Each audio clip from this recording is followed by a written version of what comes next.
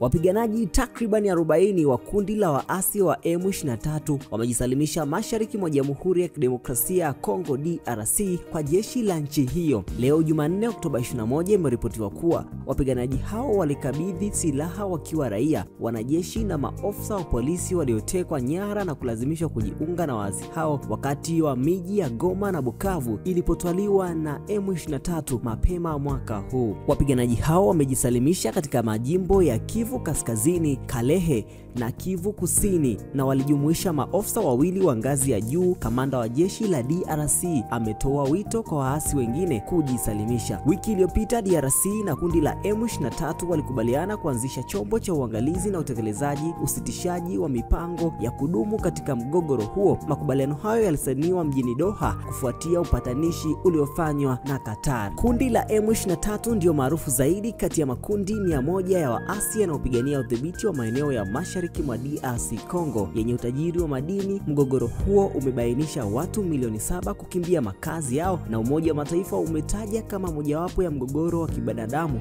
uliodumu kwa muda mrefu na wenye utata zaidi. Mimi naitwa Aisan, hii ni VOT Media. Una maoni gani kuhusiana na wanajeshi hao wa kundi la M23 kuweza kujisalimisha?